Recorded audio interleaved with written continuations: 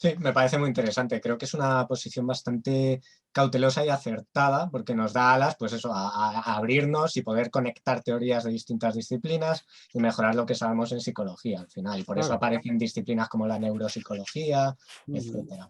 Lo que te quería preguntar es, precisamente por eso que has mencionado, el pluralismo. Y nos metemos a lo mejor a posiciones que relacionen monismo también, dualismo y pluralismo, no solo el pluralismo científico, sino qué significan estas cosas para que podamos entenderlo. Bueno, depende en el ámbito en el que estemos hablando, ¿no? Pero en general, en filosofía de la biología, el pluralismo es una posición que aparece frecuentemente en muchos temas, ¿no? Porque cuando estamos tratando con fenómenos complejos, es muy difícil, por no decir imposible, tener una caracterización que valga de forma unívoca para todos los aspectos de esos fenómenos. Por ejemplo, el concepto de especie biológica, ¿no? Pues no hay una definición única de la noción de especie. ¿Mm? Hay hasta 100 definiciones, se han contado, ¿no? Pero vamos, digamos que las más populares son 4 o 5 y que dependiendo del contexto explicativo en el que estés, te va a servir más una que otra. Por ejemplo, si estás estudiando animales o incluso plantas, pero sobre todo animales, ¿no? Te va a venir muy bien el concepto de especie biológica de Ernst Mayr, ¿no? Es decir, de un conjunto de poblaciones que son interfértiles, que pueden reproducirse entre sí y están reproductivamente aisladas de otras poblaciones. En cambio, si eres un microbiólogo, pues este concepto no te vale tanto. Y no digamos ya si eres un paleontólogo y estás tratando con fósiles, porque no puedes saber qué especie se iba a reproducir con qué otra, ¿no? Porque no hay manera de saberlo, ¿no? Por lo tanto, ahí tienes que recurrir a conceptos de especies diferentes y es lo que hacen los biólogos. Es lo que hacen los biólogos. Proponen, hay un concepto evolutivo de especie que encaja mejor con la paleontología, y hay un concepto de especie basado en la similitud química que encajaría mejor con la microbiología, etcétera, etcétera, ¿no? Y por lo tanto los biólogos de esto son muy pragmáticos y adoptan una actitud pluralista y los filósofos de la ciencia también. Algo parecido se podría decir del concepto de gen.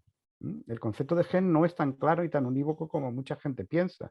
Si uno lo define como lo suelen definir los manuales de genética, pues un trozo de la cadena de ADN que codifica para un polipéptido, pues inmediatamente empiezan a salir excepciones a esa definición. Para empezar, pues hay genes de ARN también, no solo de ADN. Y hay genes reguladores, es decir, genes que no codifican necesariamente, sino que regulan la actividad de otros genes. Y así se pueden seguir encontrando más problemas. Por lo tanto, al final, bueno, un biólogo, digamos que en un momento ya de desesperación llegó a decir que gen es aquel trozo de ácido nucleico que me interesa para lo que estoy estudiando, ¿no? Pero sin llegar a ese extremo,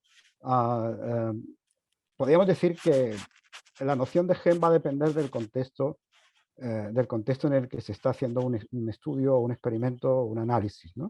Y que puede variar y que, por ejemplo, no es tan unívoca como la noción de gen que tenía Mendel, por ejemplo, ¿no?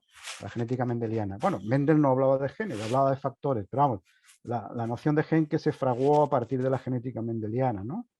Pues yo creo que esta actitud pluralista con respecto a cómo caracterizar fenómenos complejos es saludable porque muchas veces estamos llamando de la misma manera a fenómenos que, que presentan muchas disimilitudes, aunque también haya similitudes, ¿no? Y entonces no ayuda mucho pues presentarlo todo de una forma unívoca, como si fuera una pieza monolítica, ¿no? Y las diferencias no fueran importantes, ¿no?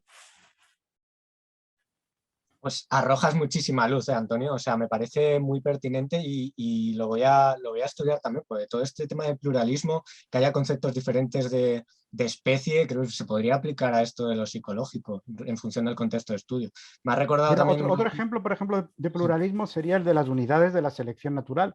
¿Sobre qué unidades actúa la selección natural? Actúa sobre el individuo, como decía Darwin, y los darwinistas ortodoxos, actúa sobre el gen actúa sobre los grupos, actúa sobre las especies. Un pluralista diría, pues a lo mejor está actuando en todos estos niveles simultáneamente. Y a lo Fíjate, mejor en un nivel en un sentido contrario al otro. Fíjate, Antonio, Skinner, Skinner, el del conductismo radical, dijo en Ujú. su momento que había una selección por consecuencias de la conducta, que es criticado por los propios conductistas porque no se aplica la definición de evolución, ¿no? Que ese era otro tema del que te quería preguntar, pero tampoco quiero robar mucho más tiempo. Lo que sí quiero decir es, bueno, para quienes nos oyen también, que hay un artículo que me has recordado de Gerardo I y Sergio Barrera, que es Cognitivismos y conductismos, mitos que obstaculizan el diálogo, análisis de los conceptos de conducta y cognición y propuestas de integración teórica. Y quizá vaya también por esta idea, ¿no?, de no cerrarse tampoco a qué es la conducta y qué es la cognición y tratar de trabajar así. Entonces, bueno, yo te agradezco muchísimo estos argumentos, creo que iluminan bastante. Y bueno, al igual que a Gustavo, te agradezco muchísimo tu tiempo y espero no haberme alargado mucho con las preguntas. Y no sé No, no, en absoluto. si Marcos quiere preguntar alguna cosita.